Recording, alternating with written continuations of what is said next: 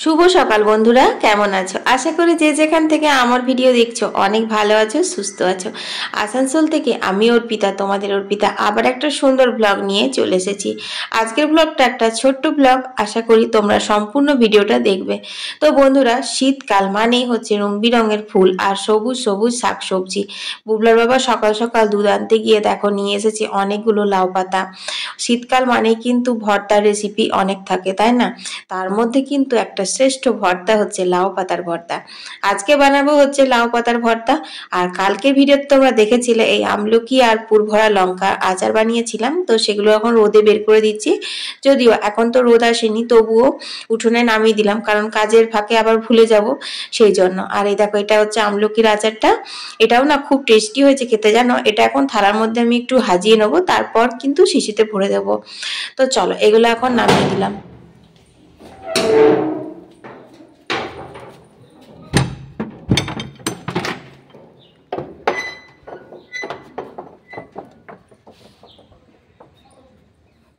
তারপর চলে এলাম ছাদে। ছাদে এসে দেখছি, দেখো সজনে ফুলের কুড়ি এসেছে। মানে এই বছর না সজনে ফুল ভালোই ধরবে গো। গত বছর কি হয়েছিল বলতো, ওয়েদারের কারণে আশ্বিন মাসে সজনে ফুল ফুটে গেছিল, তারপর সিজনে আর একটাও সজনে ফুল ফোটেনি। তাছাড়া অনেক হয়েছিল শুঁয়োপোকা। আর এবছর আমরা বর্ষা থেকে শুঁয়োপোকা টুকটাক মেরে মানে গাছটাকে ঠিক যত্ন করে রেখেছি। কয়েকটা ডাল একদম ছাদ অব্দি চলে এসেছে, সেইগুলোতেই দেখতে পাচ্ছি আর কি কুড়ি হচ্ছে। তো যাই হোক, ওপরের ঘরের বিছানা তুলে ঘরগুলো ঝাড় দিয়ে নিয়েছি। আর এখন দেখো লেপগুলো আমি রোদে দিয়ে দিচ্ছি, কারণ খুব ঠান্ডা পড়েছে গো। 1 জানুয়ারি দিন থেকে এত বেশি ঠান্ডা পড়েছে না, আর একটু গরম গরম লেপ ঢাকা নিতে ভালো লাগে। কদিন অতটা শীত ছিল না, সেই জন্য লেপ তোষকগুলো রোদে দিইনি। আবার এখন এই যে ঠান্ডা পড়েছে, আবার আমার একটা কাজ বেড়ে গেছে।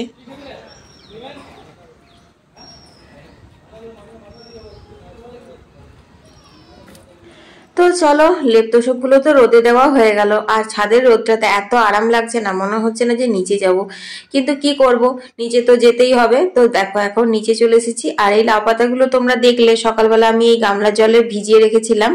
তো তারপরেও দেখছি জানো তো অনেক নধু, মানে কিরকম একটা আর কি লোম লোম এই সেই অনেক কিছু দেখলাম পাতাগুলোতে। তো সেই জন্য না আবার দেখো এরকম একটা একটা করে ধুয়ে নিচ্ছি। লাউ পাতা না দেখে বোঝা যায় না, কিন্তু এই যে সোজা দিকটা, পাতার যে সোজা দিকটা আছে না, ওইটার মধ্যে না অনেক ধুলো জমে থাকে, জানো তো। আর যেখান থেকে নিয়ে এসেছে তাদের বাড়ি তো বাইপাসের রোডের ধারে একদম। তো সেই কারণে আর দেখবে ছোট ছোট মাছির বাচ্চা হয় কালো কালো, সেই রকমও কিন্তু অনেক থাকে। তো আমি জলটা আরেকবার পাল্টে নিলাম। তো চলো বন্ধুরা, লাউ পাতাটা কেটে সেদ্ধ হতে দিতে দিতে তোমাদের সুন্দর সুন্দর কমেন্টের উত্তর দিয়ে দিই।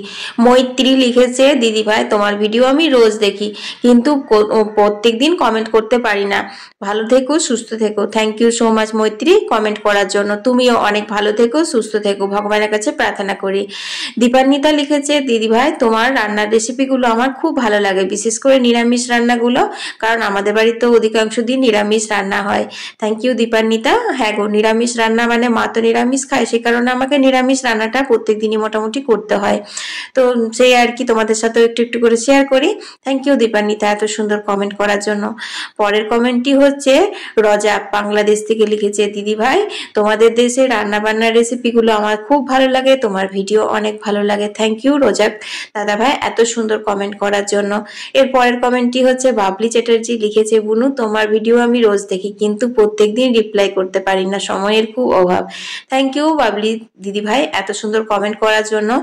আর প্রত্যেকদিন রিপ্লাই করো না করো, ভিডিও দেখো, এটা জানতে পেরেও আমি অনেক খুশি হয়েছি। লাউ শাকটা বসিয়ে দিলাম, কুকারে বসিয়েছি, কড়াইও কিন্তু সেদ্ধ হয়ে যায়। আর এখানে হবে হচ্ছে ফুলকপি আলু বেগুন টমেটো দিয়ে একটা ঝোলঝোল করে তরকারি, আর হবে পালং শাক। তোমরা হয়তো মনে করছো 2 রকমের শাক কেন, আসলে মা কয়েকদিন থাকবে না, আর বুগলা বাবা কাল অনেকগুলো পালং শাক নিয়ে এসেছে, তো সেই জন্য মা বলছে আলু দিয়ে সেদিন করেছিলি খুব ভালো হয়েছিল খেতে, ওই রকম ভাবে রান্না কর। তো দেখো এখানে পালং শাক ভিজিয়ে রেখেছি জলে, আর ছোট ছোট করে আলুও কেটে নিয়েছি। যাই হোক বন্ধুরা, অনেকক্ষণ পর তোমাদের সামনে আবার এলাম। তো দেখো এখানে আমার ফুলকপি তরকারিটা না হয়ে গেছে, একটু ঝোল ঝোল করে নামালাম, মানে খুব বেশি পাতলা ঝোল না। এই তরকারিটার রেসিপি তোমাদের সাথে অনেকবার শেয়ার করেছি, তাই আজ আর শেয়ার করলাম না। তাছাড়া কি বলতো, ভিডিওটা 2-3টে রান্নার রেসিপি শেয়ার করতে গেলে অনেক বড় হয়ে যায়। এই তরকারিটা কিন্তু খেতে খুব ভালো লাগে, এতে একটু ধনেপাতা বাটা দিলে আরো সুন্দর হতো, কিন্তু আজকে একটু ভাজা মশলা দিয়ে করেছি, সেই জন্য আর ধনেপাতা দিলাম না, কারণ ভাজা মশলার ফ্লেভারটা একটু অন্যরকম হয়। তো বন্ধুরা দেখো, এখন আমি লাউ শাকটা বেটে নিচ্ছি। এর আগে কিন্তু আমি কলের জলও নিয়ে নিয়েছি। আজকে আর ভিডিও করলাম না রেকর্ডিং, কারণ হচ্ছে আমার স্ট্যান্ডটা না খুলে গেছিলো, মানে ভেঙে গেছে। বুগলা সেদিন ভেঙে দিয়েছিল, তো অল্পতে একটুতে না মাথাটা খুলে যাচ্ছে, তো ও সেটা ফেভিকুইক দিয়ে চিটিয়ে দিচ্ছি বললো। ততক্ষণে আমার কলের জল নেওয়া হয়ে গেছে। তো কাঁচা লঙ্কা দিয়ে আমি লাউ শাকটা এখন বেটে নিচ্ছি। আর এতে 2-4 কোয়া রসুন দিলে তো বলারই নয়, কিন্তু রসুন দেবো না, আজকে নিরামিষ করেই করব পুরোটাই। অন্য একদিন রসুন দিয়ে করব, কারণ অনেকটা লাউ পাতা হয়েছে, এতটা আমাদের আজকে লাগবে না, যেহেতু পালং শাকটা হচ্ছে সেই জন্য আর কি। তো দেখো লাউ পাতা বাটা হয়ে গেছে। তো চলো লাউ পাতাটা আমি কিভাবে করছি ভর্তাটা তোমাদের সঙ্গে শেয়ার করি। এখন সর্ষের তেল দিয়ে দিলাম, তারপর দিয়ে দিলাম হচ্ছে রাঁধুনি ফোড়ন।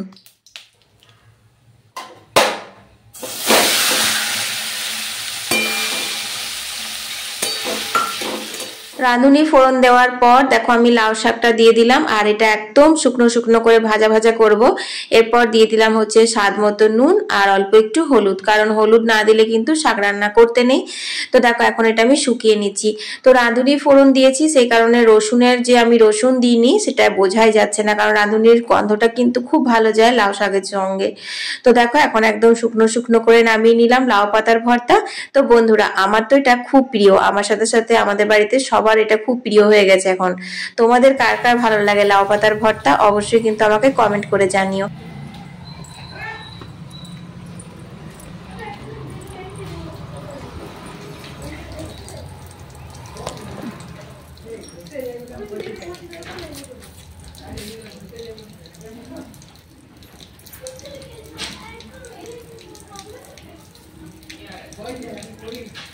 কথায় কথায় ভুলেই গেছিলাম যে মাছগুলো বাছা হয়নি।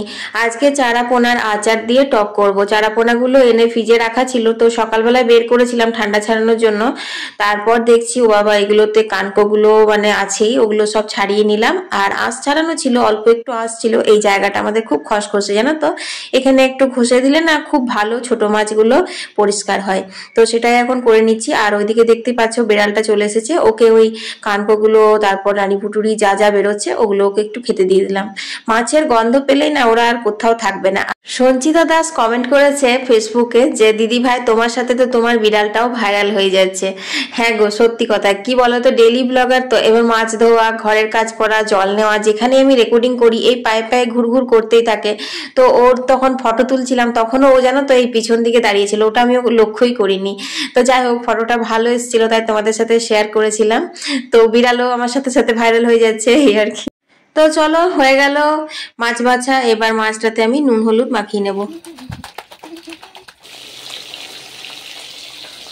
তো বন্ধুরা মাছগুলো ভেজে তুলে নিয়েছি, আর তারপর তেলের উপরে 5 ফোড়ন দিয়ে আর 4 পিস মতন আমের আচার দিয়ে দিয়েছি, আর স্বাদ মতো নুন আর হলুদ দিয়েছি। তো দেখো এখন আমি মাছগুলো দিয়ে দিচ্ছি। আচার দিয়ে টক করলে অন্য কিছু লাগে না, কারণ আচারের গন্ধটাতেই কিন্তু খাওয়া যায়। আর আমাদের বাজার থেকে কিনে যে আমের আচারটা বানিয়েছিলাম তোমাদেরকে আমি বলেছিলাম, ওটা এত টক আমগুলো না কি বলবো, ওটাতে না বেশ এরকম মাছের টক বড়ার টকে দিয়ে খেতে বেশি ভালো লাগছে। তো এটা 1 ফুট ফুটলে পরে মাছের টকটা রেডি হয়ে যাবে। আর আমার রান্না বান্না কিন্তু সমস্ত কমপ্লিট হয়ে গেল। আর এখন আমি একটু মুখে না মেখেও নিয়েছি। তো তোমাদের তো আমি বলেইছি আমি যে ফেস প্যাক গুলো ইউজ করি সেগুলো কিন্তু আমি রান্না করতে করতেই মাখি, আর তারপর রান্নাটা হয় আর স্নান করে নিই এই আর কি। তো দেখো আজকে গলায়, ঘাড়ে আর হাতগুলোতেও মেখে নিয়েছি। ঠান্ডা যদিও লাগছে, কারণ বেশ শিশিরানি হাওয়া দিচ্ছে, তবুও আজ অল্প একটু ঠান্ডাটা কম আছে, তাই ভাবলাম না যখন একটু বাড়তি হয়ে গেল তো মেখেই নি। তো চলো এখন আমি স্নান করে আসি। তলা দিকে আছে। তো বন্ধুরা দেখো টাটকা টাটকা পেয়ারা এখন কাটছি। তলা দিকেটা ওটা আমি গ্লুটা দিয়েছিলাম। তলা দিকে কিসে গ্লু দিয়েছিলি? ওই আপটাতে মোবাইলে, ওই ঘুরানোটাতে মোবাইলে কিছু দিয়েছিলি কি? তাহলে যে আমি ওই মোবাইলটা তুই দেওয়ার পর এরকম করে স্ট্যান্ড করে বাটলাম না, নি খাপটা গলে গেছে। তুই কতটা তার মানে ফেভিকুইক কট এনেছিলি? একটা দিয়েছিলাম। আমি বুঝতেই পারলাম না কোন খাপটা গলে গেছে। তার মানে দাঁড়া দেখাচ্ছি আমি, এটা হয়ে যাক আমার।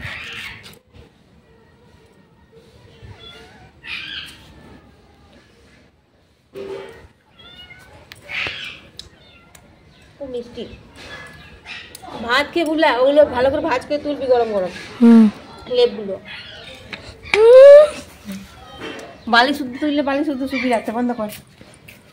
শুভ সন্ধ্যা বন্ধুরা, এখন বাজে হচ্ছে 5টা। অনেকক্ষণই উঠেছি, উঠে এক কাপ চা খেলাম, কারণ এত ঠান্ডা লাগে। ভাত খেয়ে একটু শুই লেপ ঢাকা দিয়ে আধ ঘন্টা 1 ঘন্টা, তারপর উঠে না খুব শীত করে জানো তো। তো সেই জন্য মনে হয় উঠে একটু গরম গরম চা খাই। আর মোজাগুলো পরে নিয়েছি, কারণ শোয়ার সময়তে আমি মোজাগুলো পরে নিই দুপুরবেলায়, আমার পা খুব ঠান্ডা হয়ে যায় সেই জন্য। তো ঘরগুলো ঝাড় দিয়ে নিয়েছি, তারপর আমি দেখো উঠোনটাও ঝাড় দিয়ে নিলাম, আর এখন আমি সন্ধে দিয়ে নেবো।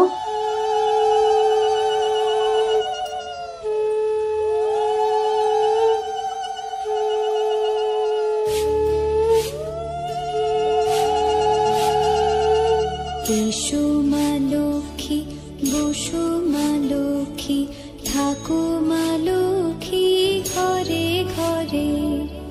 এসো মা লক্ষ্মী, বসো মা লক্ষ্মী, থাকো মা লক্ষ্মী ঘরে ঘরে। গাছে থাকা ফুল ফলার মাঠে সোনার ধান, ও মা গাছে থাকা ফুল ফলার মাঠে সোনার ধান।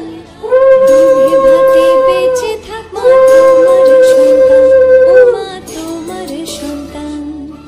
এসো মা লক্ষ্মী, বসো মা লক্ষ্মী, এসো মা লক্ষ্মী।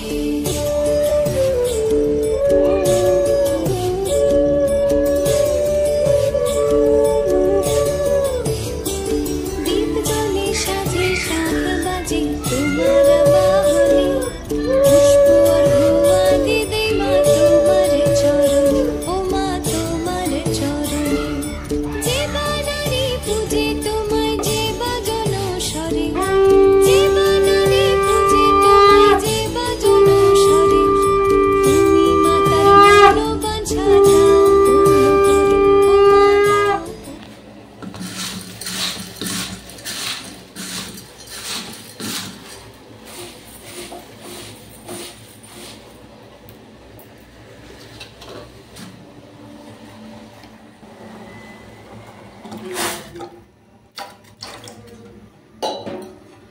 তো মাকে তো দিয়ে দিলাম মুড়িগুলো, আর এই দেখো এখানে আমার আছে চপ আর মুড়ি। চা হচ্ছে আর বেগুন পোড়া। আজকে ভেবেছিলাম কাঠের জালে বেগুনগুলো পোড়াবো, তো সেদিন পৌষ মকরের জন্য যে নারকেলগুলো ছাড়িয়েছিল বুবলা, তোমাদের সঙ্গে লাইভে শেয়ার করেছিলাম নাড়ু করার জন্য, সেই নারকেলের ছোবড়াগুলো ছিল, খোসা মানে ইয়েগুলো, ওই যে ওপরে চখলাগুলো, তো ওইগুলো দিয়ে ভেবেছিলাম আগুন ধরাবো কাঠের জালে। আজকে বেগুন টমেটো পোড়াবো, আর বুবলা আলু পোড়া করছিল, সে আলু পোড়াবো। কিন্তু মা আজকে সকালে ডাস্টবিনকে দিয়ে দিয়েছে, ওগুলো নেই, তো সে কারণে আর কাঠও তো শেষ হয়ে গেছে, মানে সেইবার রান্না করতে করতে সেই লিটি করলাম না সেদিন সন্ধ্যাবেলায়, সেদিনই সব কাঠগুলো শেষ হয়ে গেছে, তো সেই কারণে আর হলো না। তো গ্যাসেই পুড়িয়ে নিচ্ছি, কি করব। এটাই এখনকার আসল কথা হচ্ছে, মানে স্থায়ী ব্যবস্থা একটা, এই আর কি। তো চলো আজকের ভিডিওটা এখানেই শেষ করে দিচ্ছি, অনেক ছোট হয়ে গেল। সবাই ভালো থেকো, সুস্থ থেকো, আর ভিডিওতে অবশ্যই লাইক দিয়ে দিও, আর বন্ধু বান্ধবের সাথে শেয়ার করতে একদম ভুলো না। আবার কাল একটা নতুন ভিডিও নিয়ে, ও হ্যাঁ কালকে একটা দারুণ ভিডিও আসবে, কারণ কাল আমরা এক জায়গায় বেড়াতে যাব, তো সেই ভিডিও নিয়ে হাজির হয়ে যাবো। টাটা।